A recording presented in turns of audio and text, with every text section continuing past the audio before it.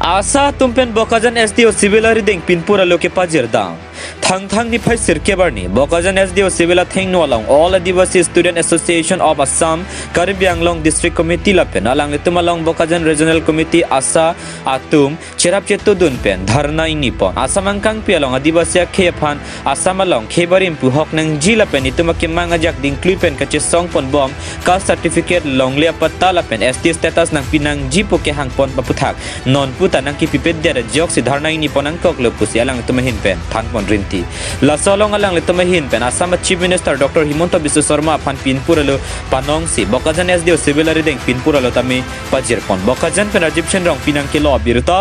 Malong News media বন্ধু সকলক নমস্কাৰ আৰু আমাৰ সদকম কাৰ্বি আংলং আদিবাসী ছাত্ৰ সন্থা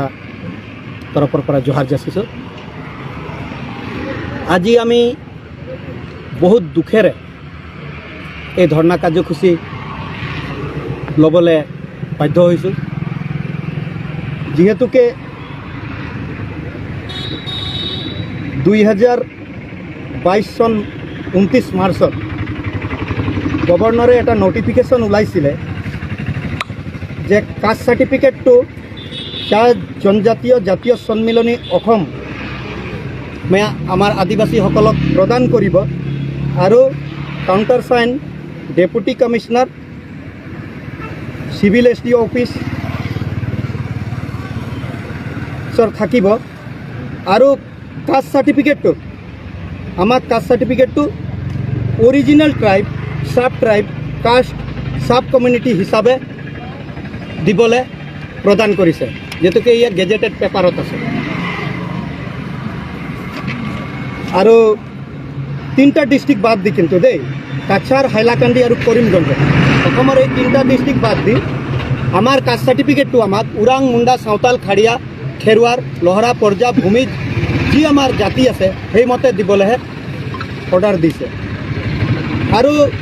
ডিব্ৰুগড় ডিষ্ট্ৰিক্টৰ এটা কাষ্ট চাৰ্টিফিকেট আমাৰ ওচৰত আছে আৰু লখিমপুৰৰো এটা কাষ্ট চাৰ্টিফিকেট আছে, সেইমতে তেখেতসকলে চাহ জাতীয় সন্মিলনীয়ে প্ৰদান কৰি আছে। কিন্তু আমাৰ কাৰ্বি আংলং DCয়ে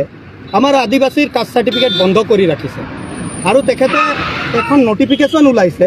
যে বাগানৰ লিংকেজ ডকুমেণ্টছ দিব লাগে TGL আৰু XTGL হিচাপে কাষ্ট চাৰ্টিফিকেট ল'বলৈ, কিন্তু গভৰ্ণৰৰ নটিফিকেশ্যন মতে তো TGL আৰু XTGL মতে কাষ্ট চাৰ্টিফিকেট দিবলৈ কোৱা নাই। তেখেতে অৰিজিনেল যিটো আমাৰ জাতি আছে ওৰাং মুণ্ডা সাঁওতাল খাৰিয়া লহৰা পৰ্জা ভূঞা যি আছে সেইমতে দিবলৈ কৈছে। আৰু কালি চিফ মিনিষ্টাৰে সদনত স্পষ্ট ভাষাৰে বক্তব্যত কৈছে যে আগৰ যিমানখিনি গভৰ্ণমেণ্ট হ'ল আদিবাসী হিচাপে পৰিচয় দিয়া বা আদিবাসীৰ কোটা 3% ৰিজাৰ্ভেশ্যনৰ কাৰণে কেতিয়াও চিন্তা কৰা নাছিলে, কিন্তু মোৰ সদিচ্ছা হ'ল বুলি মই ৰিজাৰ্ভেশ্যন কৰিলোঁ। ইয়াৰ পৰা মই CM ছাৰক ধন্যবাদ দিছোঁ আপোনালোকৰ যোগেদি, কিন্তু ধন্যবাদ দিয়াটো তেখেতে যে আমাক জাতিটোৰ কাৰণে 3% ৰিজাৰ্ভেশ্যনটো দিলে, কিন্তু একফালৰ পৰাতো ডেগাৰো মাৰি আছে। আমি যদি কাষ্ট চাৰ্টিফিকেটেই নাপাম তো সেই 3% আমাৰ চাকৰিৰ ৰিজাৰ্ভেশ্যনটো যিটো আছে কোটাটো সেইটো আমি কেনেকৈ আদায় কৰিব পাৰিম? না আমাৰ ল'ৰা ছোৱালীয়ে হায়াৰ এডুকেশ্যনৰ কাৰণে কোনো